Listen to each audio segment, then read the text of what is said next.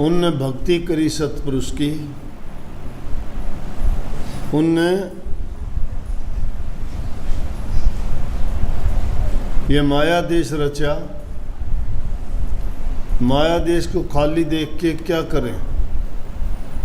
सत्य पुरुष की भक्ति करके जीवों को लेके आए। जीवों को 4 श्रेणी में बांट दिया। जल से पैदा होने वाले, अंडे में पैदा होने वाले, झिल्ली या जेर के दो उसमें पैदा होने वाले, मिट्टी और पसीने से पैदा होने वाले।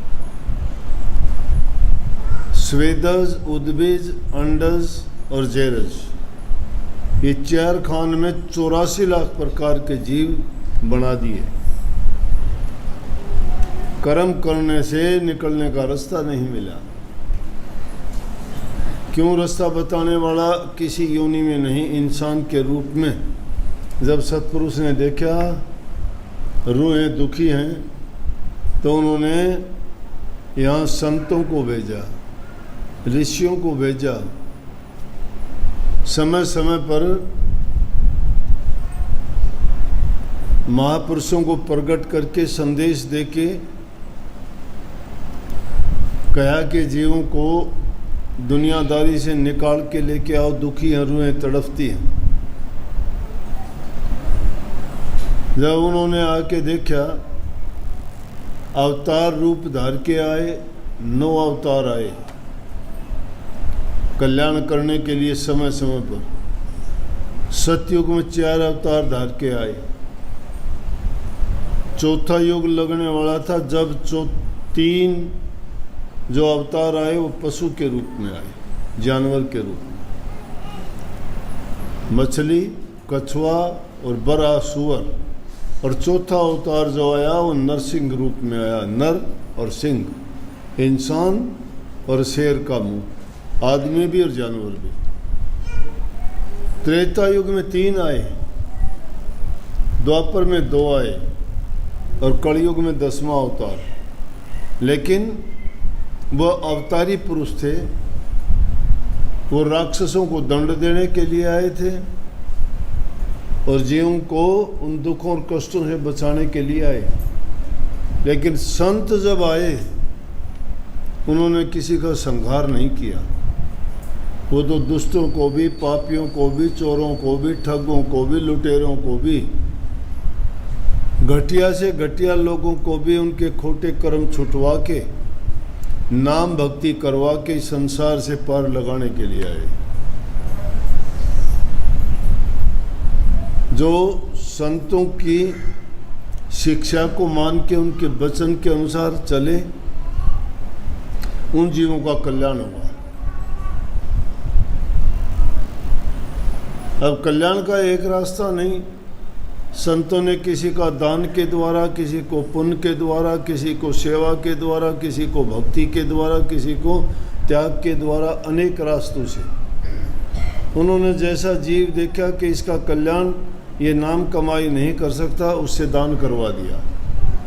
उसके कर्म कटे, रास्ता खुला,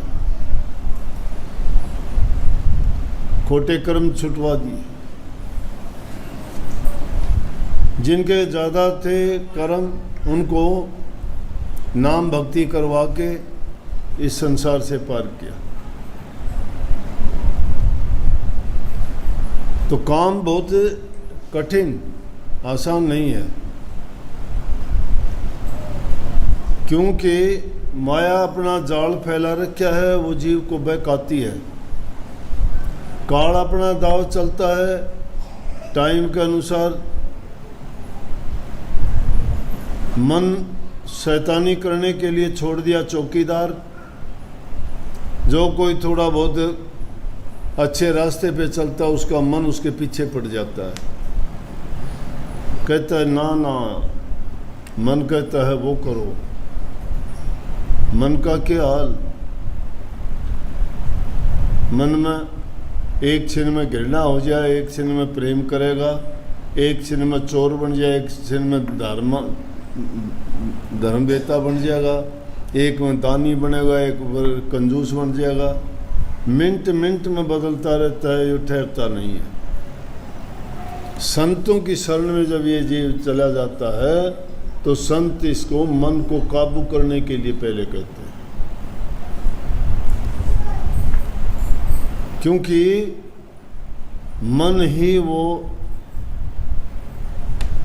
पृष्ठभूमि है जिसमें सारी चीज़ पैदा होती है, बुराई भी, नफरत भी, प्रेम भी, भक्ति भी।